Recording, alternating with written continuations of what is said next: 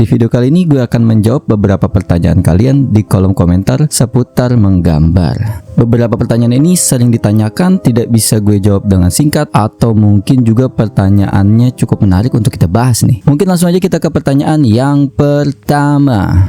Dari Ula Ardiansyah Hidayat 6368 ya. Next, dari pemilihan ukuran kanvas, resolusi, dan biar kelihatan enak kalau di-post di IG itu gimana? Terutama kalau orang baru lihat feed Instagram biar kelihatan rapi. Hehe, jatuhnya kayak memperbagus portfolio sih. Pokoknya semoga jadi next konten. Kalau di pemahamanku ini juga termasuk dasar banget sih, cuman belum ada yang pernah buat. Jadi semoga dinotis. Iya.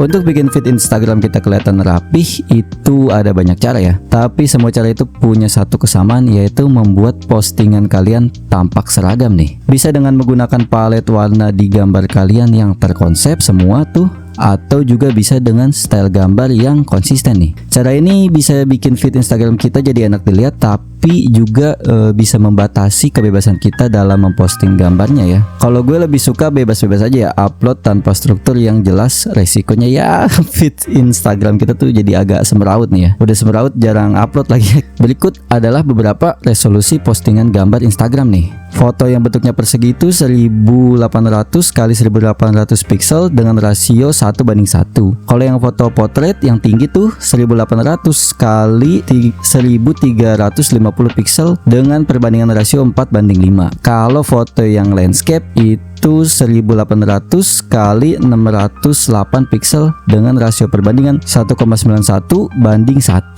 Segede apapun resolusi yang kalian upload, tetap aja Instagram akan kecilin resolusinya ke resolusi standar tersebut nih. Selama kita nggak upload di bawah resolusi 1000 pixel, 1800 ya maksud gue, maka gambar kita akan aman-aman aja. Untuk settingan kanvas pas gambarnya, gue biasa pakai di kali 2 atau kali 4 resolusi yang tadi gue sebutin ya. Misalnya ukuran foto potret itu tadi 4:5, yaitu 1800 kali 1350 pixel. Nah, resolusi tersebut gua kali 2 tuh, jadi 2160 kali 2700. Kalau untuk settingan DPI-nya biasa gue setting di 350 DPI. Kalau device kalian sangat kentang nih ya, bahkan sampai softwarenya aja nge-lag, maka turunin aja DPI-nya tuh ke 72 ya. Itu udah paling minimal lah ya. Alasan kenapa gue kali 2 itu biar gambarnya bisa cukup gede untuk di zoom dan dipotong-potong kalau ada barangkali nih kita misalnya mau cetak poster atau mau dipakai lagi buat keperluan yang lain. Intinya untuk dokumentasi aja sih sebenarnya ya. Portfolio yang baik untuk kebutuhan profesional yang maksimal, tips dari gue adalah uploadlah dengan style gambar yang konsisten nih, dan tonjolkan kelebihan kalian di sana. Misalnya kalau kalian mahir gambar background, maka fokuslah untuk posting gambar background aja. Kalau kalian mahir gambar makanan misalnya, maka fokuslah di gambar makanan aja. Ini bisa buat kalian lebih mudah dikenali dan lebih mudah juga untuk mendapat tawaran yang menarik. Contoh buruk feed Instagram profesional adalah Instagram gue ya. Untuk Instagram profesional yang baik, sebaiknya jangan ditiru. Kalau buat sekedar upload dokumentasi aja, gue rasa nggak masalah sih. Sebelum kita lanjut, gue ingin sampaikan kalau belakangan biaya produksi video di channel ini tuh didapat dari kalian melalui Saweria. Terima kasih Fahmi Nggak Mau Gambar, M.Widodo, Absolute.Galeri, dan Kopi Kapal Perang. Terima kasih atas supportnya. Kita lanjut lagi ke video. Pertanyaan yang kedua dari nama _bapakmu. Bang, kalau tahapan dasar yang perspektif, boleh nggak pakai penggaris saat bikin bangun ruangnya? Atau wajib banget nggak boleh pakai penggaris? Pas latihan gambar perspektif bangun ruang, selalu usahakan untuk tidak pakai penggaris, karena tujuannya itu untuk melatih muscle memory juga ya. Kalau untuk gambar biasa kayak bikin background bangunan, ruangan, dan garis perspektifnya, silahkan aja pakai penggaris. Pertanyaan yang ketiga dari Komeko 1673. Bang, gimana biar bisa gambar secepat kilat? Waduh, kalau secepat kilat mungkin mulailah kebiasaan rutin konsumsi oli tromol Shinkansen kali ya. Tapi kalau gambar lebih cepat itu masalah pengalaman aja ya kayaknya. Ketika kita rutin menggambar, biasanya kita mulai nemu sendiri nih cara cepat yang dapat mempersingkat proses gambar kita sendiri. Tiap orang beda-beda ya caranya. Ada yang pakai satu layer aja dan bisa jadi lebih ringkas. Ada yang nggak pakai sketsa dan langsung line art nih. Intinya di mana jam terbangnya udah mulai banyak, maka otomatis ya kecepatan akan mengikuti. Pertanyaan yang keempat dari kakak Rido 2009. Bang, mau nanya, apakah kalau gua mau jadi mangaka harus bisa gambar digital? Gua belum pernah gambar digital. Jadi gue nanya kalau harus pakai digital agar bisa menerbitkan, aku bakalan nyoba belajar gambar digital. Nih aduh, kagak ada komanya, agak ribet ya dibacanya ya. Ini komentar lama dan udah gue jawab juga ya kalau nggak salah. Cuman pertanyaannya bagus nih, jadi kita akan bahas lagi. Jelas gambar tradisional menggunakan kertas itu bisa bikin komik ya. Mangaka Jepang pun begitu tuh dari dulu. Problemnya ada di publikasinya nih. Yang mana namanya komik tuh kalau nggak ke penerbit ya kita upload sendiri ke sosial media dan situs baca komik gitu ya, kayak webtoon atau komik.id dan sejenisnya lah ya. Kalau ke sosial media dan situs baca komik, otomatis nih kita harus scan lagi gambar kita yang tradisional itu pakai scanner nih berjadi digital. Ujung-ujungnya digital lagi ya. Kalau ke penerbit, kembali lagi nih ya, penerbitnya mau atau enggak tuh hasil gambar kita dalam bentuk kertas. Jangan-jangan mereka juga maunya file digital gitu ya, jadi tetap harus di-scan sih. Balik lagi ke apa yang mau kalian capai nih.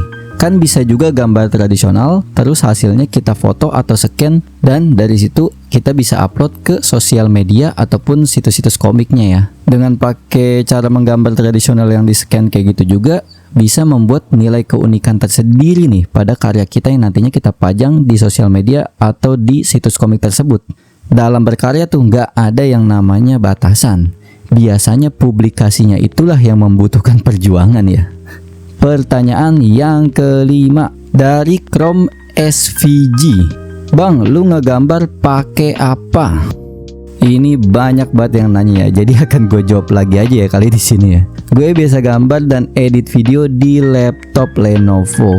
Gue rada lupa ya seri apa, tapi yang pasti speknya nih kurang lebih kayak begini nih. BTW ini udah gue tambah RAM, gue beli di tahun 2021 ya kalau nggak salah, seharga 8 juta rupiahan lebih. Untuk device gambarnya gue pakai XP Pen yang Deco Pro S. Ini bukan habis kecebur selokan ya, emang udah uzur dan bopeng-bopeng aja ya. Gue beli di kisaran 1 jutaan lebih waktu itu tahun 2019 kalau nggak salah. Software settingan bawaannya dulu suka error gitu ya, tapi kalau sekarang sih gue nggak nemu error lagi nih. Untuk software gambarnya gue pakai Clip Studio Paint. Ya karena udah kebiasaan aja sih ya. Dulu tuh jarang ada software gambar yang banyak tool khusus menggambar manga hitam putihnya nih. Kalau sekarang sih harusnya udah banyak yang punya fitur-fitur ini nih. Gue nggak punya pensil khusus karena udah jarang banget gambar tradisional. Kalau kalian lihat gue pakai pensil mekanik, itu punya adek gue ya. Ini isiannya gampang patah banget ya, entah kenapa juga tuh. Agak kurang recommended ya sebenarnya. Tapi karena murah ya, gue pakai aja tuh. Kalau mau beli mungkin nanti gue tanya ke adek gue dulu ya. Siapa tahu dia masih ada linknya nih. Pertanyaan terakhir. Komentar selanjutnya dari The Real Goz. Sepil soal DKP dong bang, gue mau kuliah tahun ini. Oke. Buat teman-teman sekalian yang ketertarikannya ada pada menggambar, bikin poster, bikin sablon, lihat majalah, edit video atau edit foto 3D sampai pemerhati interface aplikasi dan game, DKV akan jadi jurusan yang menyenangkan nih. DKV itu singkatan dari Desain Komunikasi Visual. Fokus utama jurusan ini seperti namanya, yaitu mendesain visual yang komunikatif. Kalau seni konvensional itu hasil karyanya untuk dijual, DKV itu hasil karyanya untuk menjual produk yang kita komunikasikan melalui visual yang sudah kita buat itu tuh. Misalnya Pepsodent mau ngeluarin pasta gigi rasa soto Betawi nih, maka peranan orang DKV di kantor itu nggak jauh dari pikirin konsep visual iklannya, entah desain bannernya, entah desain booth eventnya, tampilan postingan di sosial media, sampai ke desain kemasannya nih. Tapi di luar sebagai alat penunjang pemasaran, ilmu DKV juga bisa kita pakai buat bikin komik atau jadi ilustrator atau jadi 3D artis, fotografer, konten kreator, dan masih banyak lagi ya. Yang akan kalian pelajari di jurusan ini adalah menggambar, teori konsep dan praktek ilustrasi, sejarah seni visual, teori konsep dan praktek desain grafis, tipografi, fotografi, dasar psikologi visual, pengoperasian beberapa software desain, dasar-dasar audiovisual kayak video dan animasi, dasar-dasar marketing, dasar-dasar periklanan, dan beberapa kampus juga ada yang punya mata kuliah komik nih. Gak semua kampus sama dan mungkin ada beberapa perubahan juga nih di kurikulum yang nantinya kalian jalani. Tapi kurang lebih ini yang gue dapet ya kira-kira. Sebenarnya ada pembagian jurusan lagi nih di DKV, yaitu desain grafis, advertising atau periklanan, dan multimedia. Gue gak akan jelasin karena tiap kampus beda-beda. Dan catatan juga, nggak semua mahasiswa yang lulus DKV itu bisa menggambar ya. Alasannya sederhana, karena menciptakan visual nggak cuma melalui menggambar pakai tangan aja ya. Ada banyak media untuk menciptakan visual. Untuk jadi bahan pertimbangan, gue akan sebutkan apa aja nih yang bikin kalian jadi pikir 2 kali sebelum kalian masuk jurusan DKV. 1. Alat penunjang perkuliahan yang mahal, laptop minimal bisa render video, dan ada kemungkinan juga kalian harus punya kamera DSLR ya, yang mana nggak murah itu.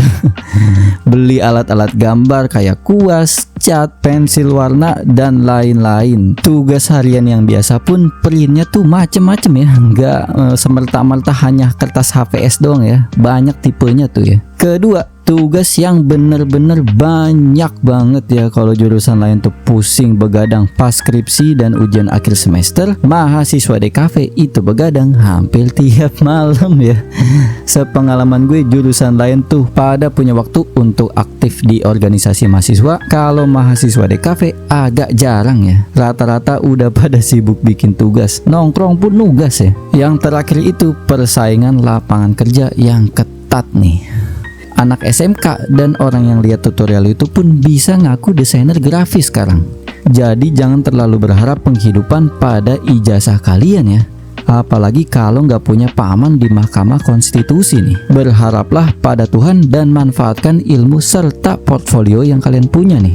Karena ijazah DKV belakangan agak 11-12 nih harganya sama kertas gorengan. Memang agak kurang dihargai ya di Indonesia peran kita nih. Oke, segitu aja pertanyaan yang bisa gue jawab di video kali ini. Mohon maaf kalau beberapa pertanyaan gak bisa gue jawab semua ya, karena gue baru sadar juga kalau namanya balasin komentar tuh gak bisa ngasal dan makan cukup banyak waktu ya kalau dijawab serius. Oke, saya mewakili kerabat kerja yang bertugas pamit undur diri. Terima kasih telah menonton, selamat berlatih dan sampai jumpa di video selanjutnya. Bye.